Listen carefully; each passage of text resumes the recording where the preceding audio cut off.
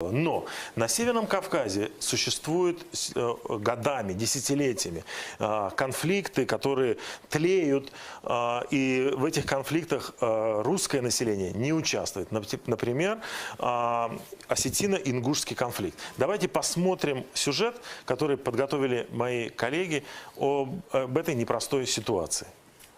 У меня тут дом по Длиннодолинской 24. Вот они хотят снять его. Вы как к этому относитесь? Отрицательно. Очень это. Ну, вот сразу видно, что отрицательно. Не, ну, Зарплату за что? за что платят? Ладно. Не, ну, слушай. Правозащитника Руслана Парчиева не пустили в бывшее ингушское село близ Владикавказа. Это зона вроде бы потухшего осетино-ингушского конфликта, бушевавшего в начале 90-х. Тогда погибло около 1500 человек, и еще десятки тысяч стали беженцами. Бои в прошлом, но ингуши считают, что у них отняли родную землю. Парчиев помогает людям возвращать и землю, и дома. Вот эти два села, которые находятся за вот этим шлагбаумом, объявились водозаборной зоной. И туда не пускают. Ну, не пускают, как вы сами могли убедиться, вот именно тех, кто там проживал, а именно жители ингушей. Ингуши были большинством населения этого района Северной Осетии. Сейчас больше осетин. Сам конфликт уже давно не на улицах, а в судах. Людям предлагают компенсацию за потерянное жилье при условии, что они не будут возвращаться. Но беженцы хотят и деньги получить, и землю вернуть. Мечта, ну, человек, видно, уже не рассчитывает долго прожить, чтобы здесь скончаться. Ну, вот как получится, не знаем. Здесь уже давно не стреляют друг в друга. В селе Карца ингуши вновь живут рядом с осетинами. Но и для одних, и для других ничто не забыто, и никто не забыт. У меня убили двоюродного брата.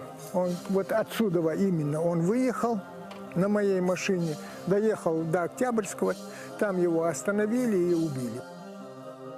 Правозащитник повез нас на небольшое кладбище, где похоронены погибшие в столкновениях ингуши. Оно как символ пропасти между двумя народами, которая никуда не делась. Каждый дом здесь имеет свою военную историю, и каждый может рассказать о своей личной войне.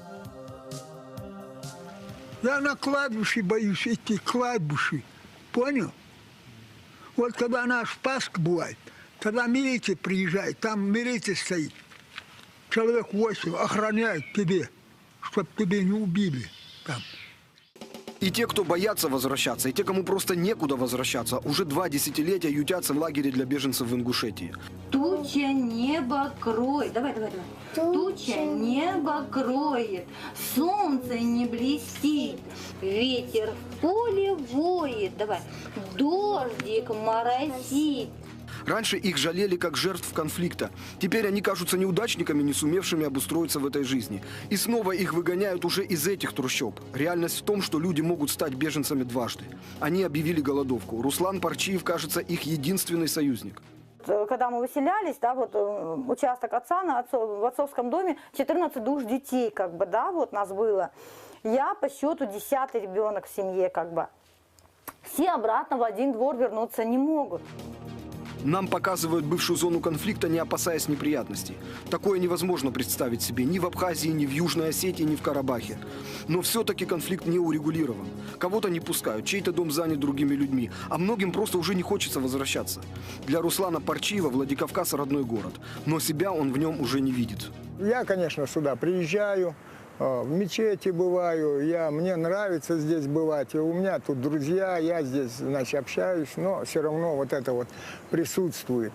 Порвано, а потом соединено вновь, но уже, безусловно, качество не то. Конфликт не решен, пока есть целый народ, считающий себя побежденным. В ближайшей перспективе все останется как сейчас. Зарастающие руины и разделенные села. Но, как это всегда и было на Кавказе, при жизни следующих поколений война может повториться вновь. Вот мы посмотрели сюжет ситуации на границе Ингушетии и Северной Осетии. Конечно, здесь представлена точка зрения ингушей. Если бы мы послушали осетинскую сторону, то там были бы свои какие-то жесткие выводы, свои какие-то аргументы. Но вот эта история социально-экономическая или межнациональная? Нет, это история политическая. К большому сожалению, новая Россия идет по тому же же абсолютно самому пути, как шел Советский Союз перед своим распадом. То есть каждый народ надевает сначала шапочку какую-то особую на себя, начинает слушать музыку. Сейчас в телефонах у каждого своя национальная музыка. Только у русских не звучит калинка почему-то и подмосковные вечера. Мы как Стас бы Михайлов вне заменяет этой калинку, ситуации да. находимся. не А русская потом музыка. культурная составляющая. Мы эту грань не поняли даже на Советском Союзе, когда культурная составляющая переходит в политическую плоскость. У нас уже есть страны внутри Российской Федерации. Татарстан, Башкортостан. Они открыто объявили себя государствами. Возникает интересный вопрос. А если бы Татарстан на краю находился России, вот небольшой России, а вот сегодняшней России, он бы повел себя так же, как некоторые кавказские республики, Но стремясь к слава отделению? богу, что он Или не на нет? краю, поэтому гипотетически, может быть, и не стоит обсуждать Так мы не поведение решили для татарской себя элиты. этот вопрос. Но давайте вернемся к этой истории, вот осетино-ингушскому Просто конфликту. осетины со времен Царской империи всегда были пятой колонной российского империализма на Кавказе. Но мне кажется, что осетины бы, если бы присутствовали в этом зале, обиделись бы на вас. Они Ничего себя, бы не во-первых, обиделись. пятой колонной не считают, и у них нет таких глобальных замыслов, какие вы им приписываете. Максим, вы Есть, хотели есть у что-то них сказать? эти замыслы. Осетины себя называют опорой России на Кавказе, и это очень любят в Осетии повторять. Что касается осетино-ингушского конфликта, это был, конечно, политически манипулированный конфликт. Он возник в ситуации распада, когда страна разрушалась. Уже 23 года Я напомню, прошло. что там было 3 этапа. Первый этап – это беспорядки в Грузии, когда огромная масса осетинских беженцев хлынула из Грузии в Северную Осетию, создав критическую массу. Им негде было жить. О них никто не заботился. И их организовывали в криминальные группы.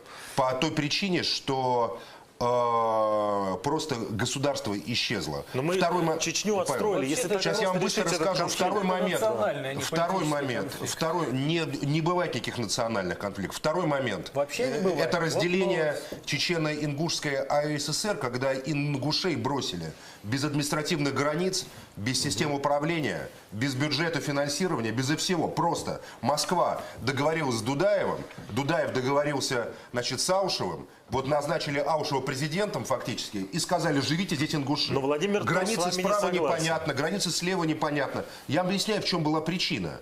И вот эта вот масса беженцев, кударцев или чесанцев, южан в Северной Осетии, вот ингуши, потому что ингуши сказали: наша граница проходит посреди Владикавказа. Начались боестолкновения, в ходе которых ингуши потерпели поражение. Но в начале конфликта, могу сказать, что инициативны были обе стороны. Потом в это дело включились беженцы из Южной Осетии, вооруженные группировки. Да. И началась резня. Как всегда, виноват тот, кто проиграл. Но почему этот Понимаете? вопрос до сих пор Еще надо не решен, если Но это на самом продолжает деле власть это была условно Москва, деньгами. потому что российская армия тогда была брошена. В частности, было принято решение поддерживать осетин в том конфликте. И российские, вы там были, Павел, я же знаю. И вы это прекрасно помните. Как российские подразделения, они заняли антиингушскую Да, но это же позицию в было этой 20 ситуации. лет назад. И за 20 лет можно было уже этот почему они- конфликт